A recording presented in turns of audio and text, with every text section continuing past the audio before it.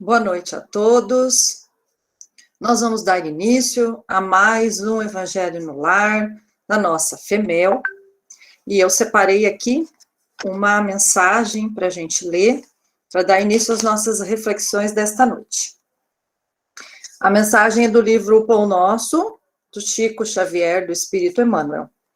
Item 115, a porta. Tornou, pois, Jesus a dizer-lhes: em verdade vos digo que eu sou a porta das ovelhas.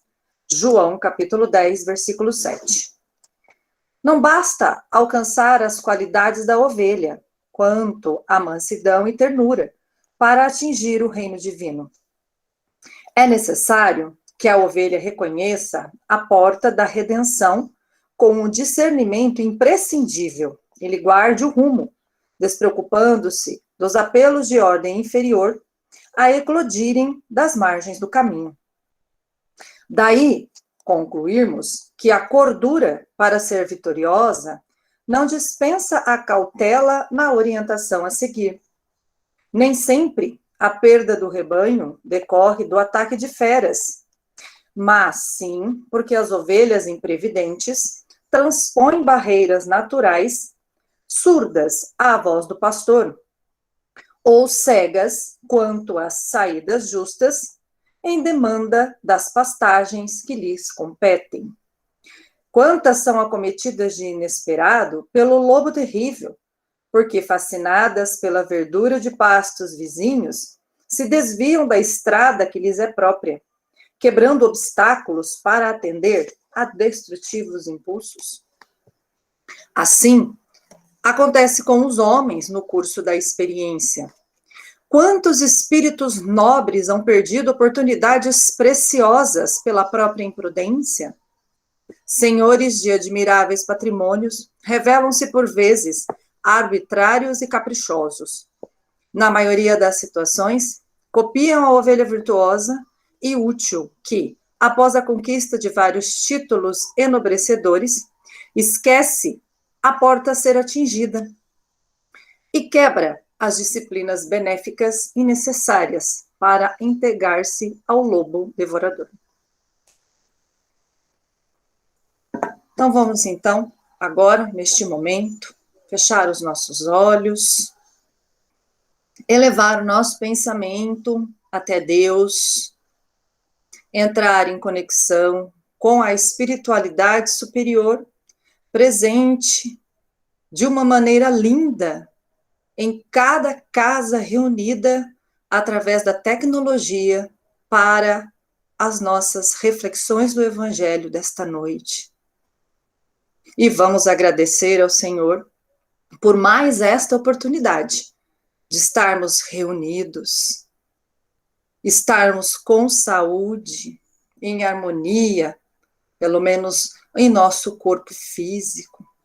Agradecer a Deus pela disponibilidade das pessoas que trabalham voluntariamente para que os nossos evangelhos e os cursos da nossa FEMEL ocorram durante quase um ano já, mesmo afastados de maneira online.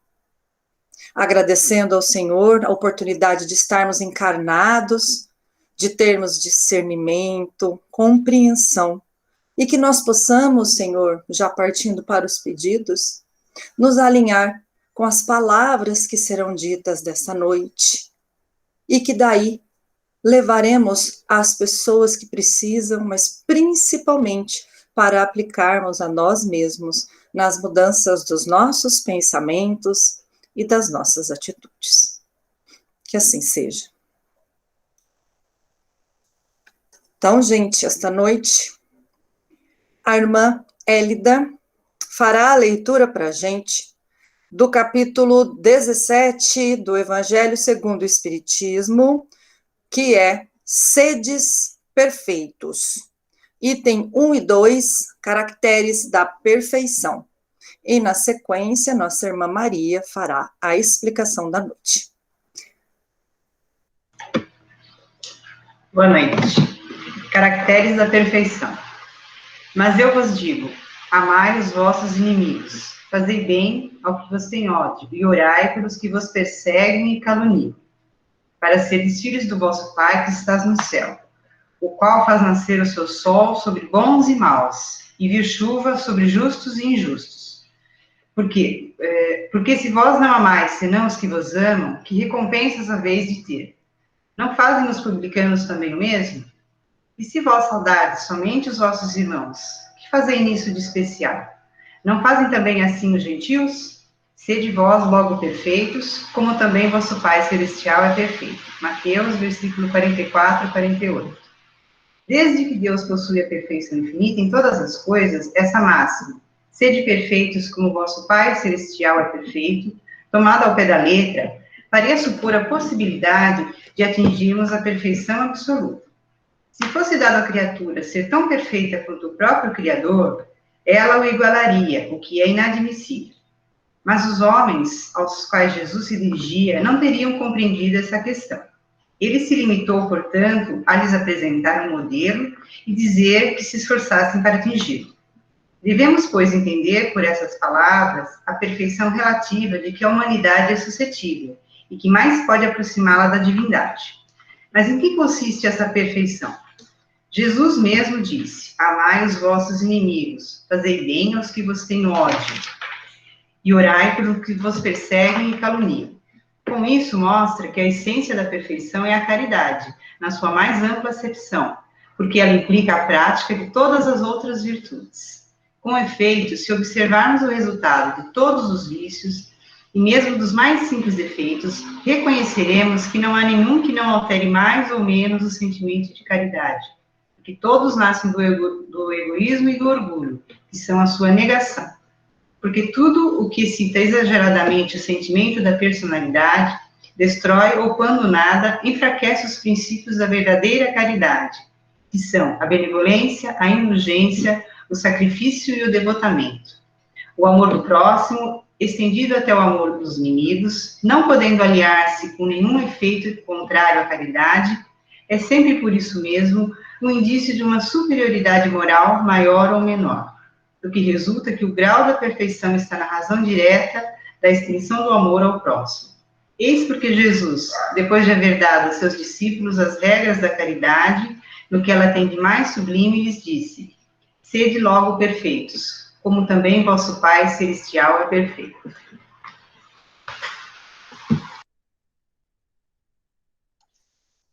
Palavra, então, da noite, com as reflexões, nossa irmã Maria vai dar início. Obrigada, Hélida. Boa noite a todos. Vamos, então, ao estudo deste capítulo. Mateus, ele nos traz neste capítulo, e de uma forma, assim, bem clara, a reflexão sobre a questão da perfeição, né? A perfeição ao nosso alcance aqui na vida terrestre, e os meios para que pratiquemos as qualidades necessárias para chegarmos a essa perfeição. E nós temos que reconhecer que ainda nós não estamos com esses caracteres da perfeição em harmonia, mas também não podemos negar, né, que temos nos esforçado muito para vencermos as dificuldades evolutivas de centenas de reencarnações que já tivemos, né, cujas experiências têm modulado nossos sentimentos de forma diferente, e agora, na atual existência, acolhidos pelo conhecimento da doutrina espírita, nós somos capazes de compreender que todos os nossos atos nascem de nós mesmos. Então, seres perfeitos é um caminho ainda a ser percorrido por nós. Nós temos muito ainda que galgar. E Jesus nos traz quais são esses caracteres que devemos desenvolver em nós em busca dessa perfeição. Quando Jesus diz, sedes perfeitos como vosso Pai, ele não espera que nós nos igualemos em qualidades ali a Deus, mas sim que nós, pelo menos, imitemos ali o seu amor, a sua misericórdia, a sua justiça, como criaturas criadas por Ele, e que já possuímos no coração os germes dessas virtudes a serem desenvolvidas pela prática do bem. E nós já sabemos que quando se fala em perfeição humana, fala-se de uma perfeição relativa e não absoluta. Nós ainda não somos capazes disso. Quando lemos a afirmativa de Jesus, anotada por Mateus, nós nos sentimos ali completamente apartados de Deus, vamos dizer assim, pois julgamos impossível sermos perfeitos na acepção real ali da palavra. Quando olhamos para nós, notamos que as nossas imperfeições, elas são assim tão grandes que imaginamos ser necessário ainda milênios de evolução para atingirmos o estado de alguma bondade moral perante as realidades ali divinas. E é assim mesmo, é bem assim. Para sermos espíritos bons, com todas as qualidades que os bons devem ter, ainda devemos estagiar muitas vezes, né, aqui na Terra, para aprendendo a amar. Mas uma certeza nós temos, que é a certeza de que esse, né, é o caminho que nos leva a encontrarmos o estado de equilíbrio, de harmonia, de paz, né, o amor. E o Evangelho nos traz, ainda que a perfeição consiste em amarmos nossos inimigos, em fazermos o bem àqueles que nos odeiam e orar por aqueles que nos perseguem. E aí nós percebemos que as misérias morais ainda são muito ali presentes, são muito fortes em nós. Ainda tem vibrações muito difíceis de serem mudadas em nós e que precisamos, pouco a pouco, ir transformando essas vibrações. Então, nós já somos capazes de reconhecer, através do Evangelho, que a busca da perfeição implica em amarmos, inclusive aos nossos inimigos, aos que nos odeiam, né, e àqueles que nos perseguem e caluniam. E que essa perfeição, ela só é atingida quando o nosso coração se vê despojado de toda e qualquer ódio, todo e qualquer ressentimento para com o nosso semelhante. Então, nós já temos a receita, né? Só falta vivenciar. Amai-vos os inimigos. Sabemos que esse caractere ainda é tão difícil, quase que impossível, assim, para nós, né? Porque, na realidade, nós não somos capazes nem de amar a nós mesmos, né? Porque se fôssemos, nós não carregaríamos conosco mais os vícios que têm as suas raízes ali no orgulho, na vaidade, no egoísmo. Mas, ainda bem que estamos dentro dessa doutrina maravilhosa, que é a doutrina espírita, que nos convida a pensar e nos leva também a compreender que o inimigo, aparente obstáculo ali da nossa caminhada, é, na verdade, um instrumento do nosso aperfeiçoamento. Então, amarmos uns aos outros, inclusive os adversários, é dever do espírito na Terra. Né? Pois só ampliaremos ali o nosso grau evolutivo através do amor. E quando nós falamos assim em inimigos, logo vem à nossa mente as pessoas com quem tivemos algum desentendimento, algum atrito ou desavença. Mas se nós formos pensar, analisar, na realidade, os nossos maiores inimigos, sem dúvida, são os nossos sentimentos que ainda permeiam ali em nossos pensamentos, como o orgulho, o egoísmo, né, e a vaidade, já foi citado. E já sabemos que o egoísmo tem origem no orgulho. O Davi, inclusive, explicou isso muito bem quando discorreu sobre esse assunto no Evangelho. Então, quantas vezes nós colocamos a nossa individualidade acima de todas as outras pessoas, né? A gente se considera, né, mais importante, achando que somos superiores. Isso tudo é gerado pelo fruto do orgulho, da nossa pequenez. Então, se prestarmos assim atenção às nossas imperfeições, nós vamos chegar à conclusão de que elas são todas, assim, sem exceção, nascidas do orgulho e do egoísmo.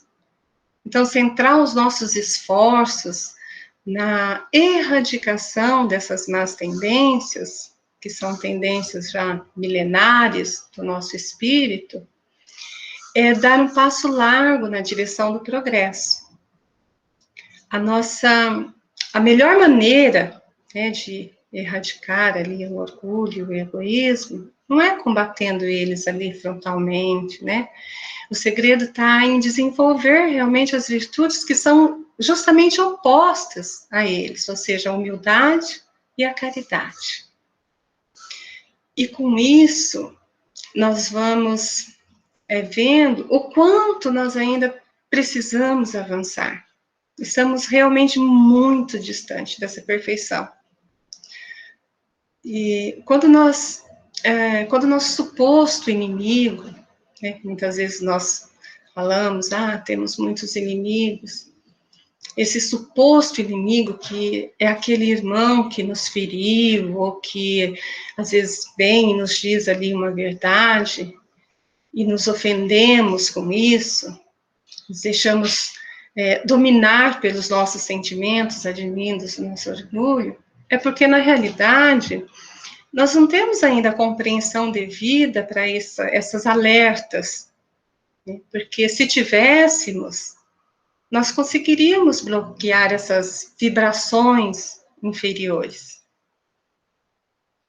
E muitas vezes, essa suposta agressão, essa ofensa, pode vir de pessoas que nos querem bem, que nos mostra e fala para nós quem na verdade nós somos.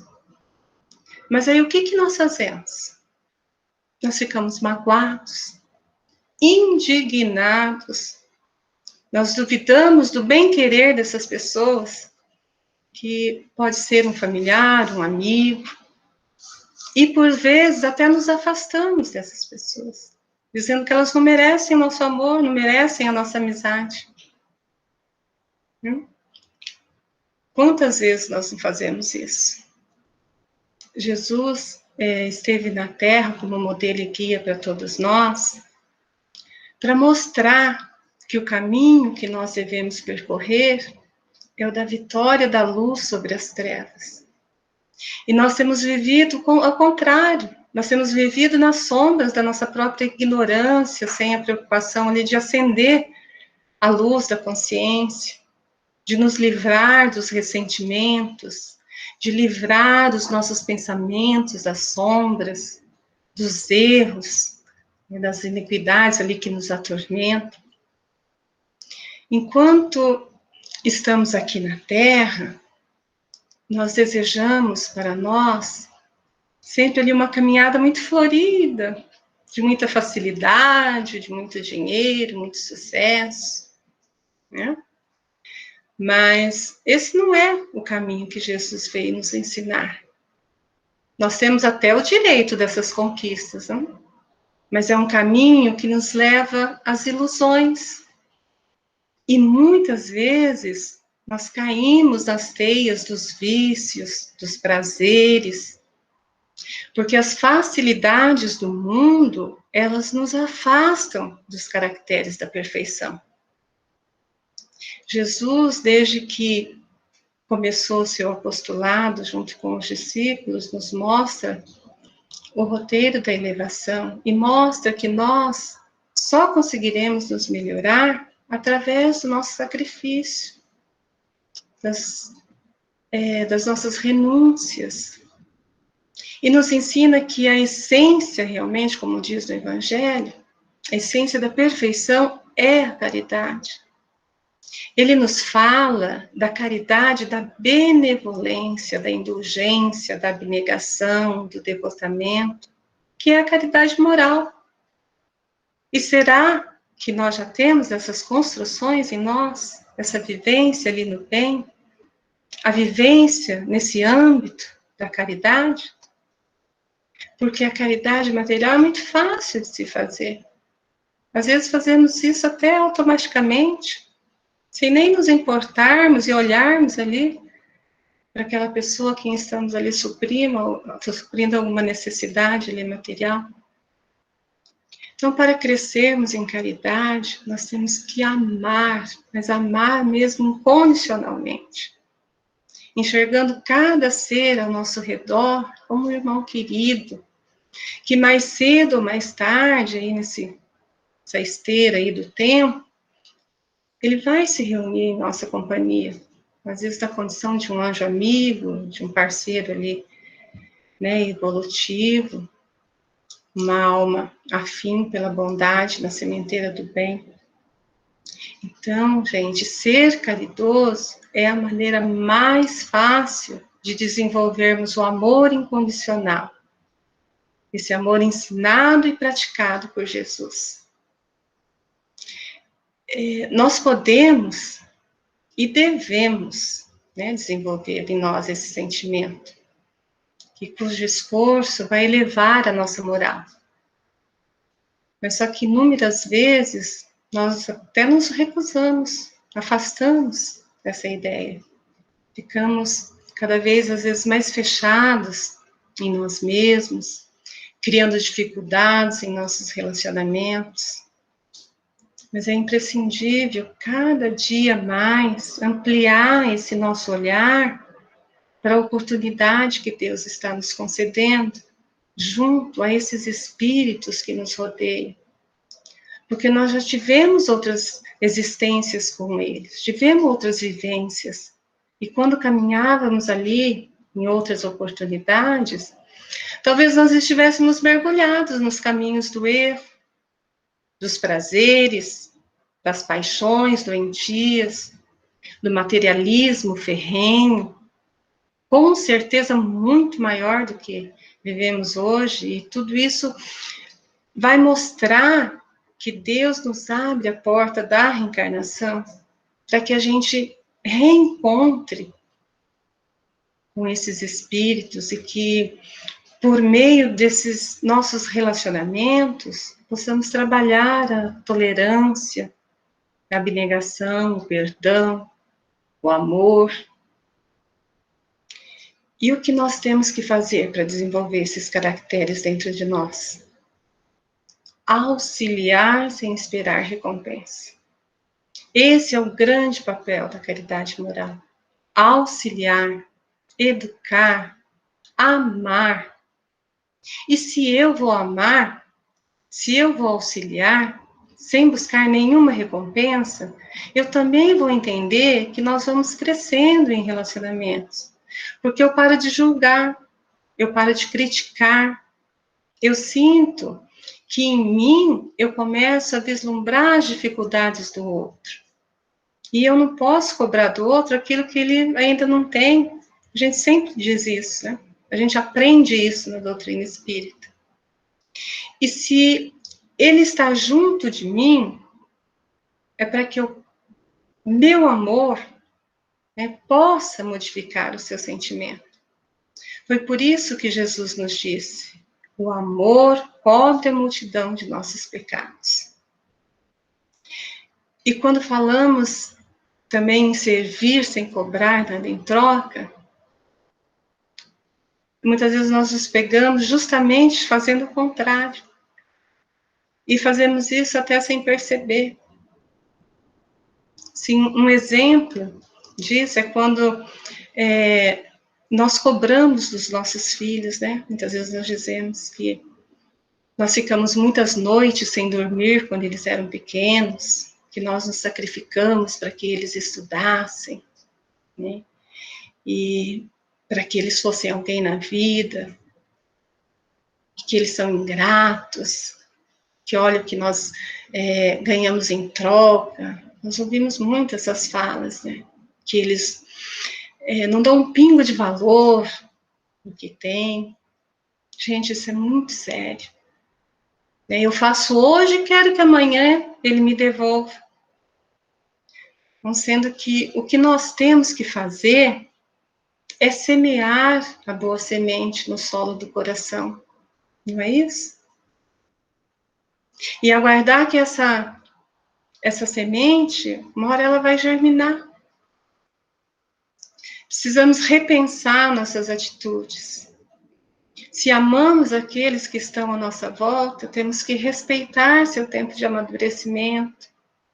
Nossa obrigação é plantar a semente, é educar com muito amor. Até porque cada um de nós tem uma construção moral. E sabemos que não estamos juntos por acaso. Cada indivíduo cultiva em si a esperança de melhorar, de progredir. E é esse o objetivo da reencarnação. E qual que é o nosso papel diante desse espírito que deseja buscar esse progresso? É oferecer um novo panorama ali de abnegação, de uma vida grandiosa, cujos valores serão modificados, renovados. E nós vamos também passar a perceber que no íntimo do nosso ser, nós amamos tanto esse espírito que hoje veio talvez como nosso filho ou como nossa mãe, e que por conta desse amor, nós começamos a perdoar, a resgatar aqueles erros, aquelas dificuldades do passado. Isso acontece porque nós estamos reaprendendo juntos, e numa situação que o espírito nos pede um olhar diferente. E aí, nós podemos ver que o Espiritismo nos possibilita ampliar o círculo de fé e confiança de cada um. Porque ele nos descortina a imortalidade e nós passamos a reconhecer e aprender. Sendo que muitas vezes aprendemos e não vivenciamos, né?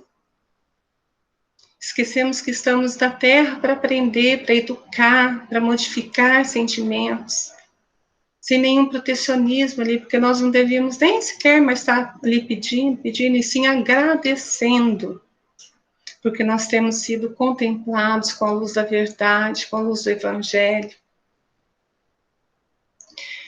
Nós retornamos ao corpo físico para sanar os nossos débitos, nossas dificuldades, nossas fraquezas, para que possamos, assim, recuperar tudo aquilo que nós não conseguimos fazer no passado, em vidas passadas. Então, queixar, reclamar, né, são verbos que nos trazem grandes dificuldades, que em vez disso, que a gente passe a agradecer, a envolver, a amparar, a amar, ter receptividade em nossos corações para com os nossos irmãos de jornada. É nisso que consiste: amai vossos inimigos e orai por aqueles que vos perseguem. E se isso a gente conseguir fazer ali dentro plantar ali no canteiro ali do nosso coração, essa oportunidade de fertilizar esse amor, nós vamos perceber que com isso nós estamos avançando naquilo que o Evangelho nos ensina. E para finalizar, o Evangelho de Jesus, em sua simplicidade, é a maior ferramenta de evolução, pois nele encontramos todas as diretrizes seguras para o nosso aperfeiçoamento. O Evangelho guarda em si todas as leis morais da vida. E se praticarmos, nós vamos nos distanciar da dor, vamos nos apartar do sofrimento. e vamos pavimentando ali a nossa estrada nessa vida, para que caminhemos ali com confiança e certeza, aprendendo pelo amor e não pela dor. Que Jesus abençoe a todos. Muito obrigada. Obrigada, irmã Maria, pelas lindas palavras da noite. Que Deus abençoe você imensamente, a sua doação, o seu trabalho. Convido agora a nossa querida Miriam para fazer a nossa prece final. Vamos fechar os nossos olhos, levar os nossos pensamentos a Deus, agradecer mais uma vez pelo privilégio de estarmos aqui unidos, entre amigos, como uma família, estudando o Evangelho, procurando a cada dia crescermos, evoluirmos espiritualmente. Peço, Senhor, peço aos mentores espirituais que estejam sempre conosco, nos ajudando nas dificuldades do dia a dia, nos ajudando a sobressair qualquer obstáculo que a vida nos apresentar. Quero pedir também aos mentores que estejam na casa de todas as pessoas que estejam passando por momentos difíceis com essa pandemia, que tragam a cada um de nós um pouco de paz, de serenidade, de amor e de conforto, sabendo que um dia isso tudo vai passar e que isso possa ser apenas um aprendizado para todos, que possamos, com isso, crescer, nos aproximar de Deus, de Jesus. Que assim seja. Obrigada, Miriam, pela oração. E vamos nos despedindo de todos, com muita gratidão pela confiança nesse trabalho, realizado toda quinta-feira, e esperamos vocês na semana que vem.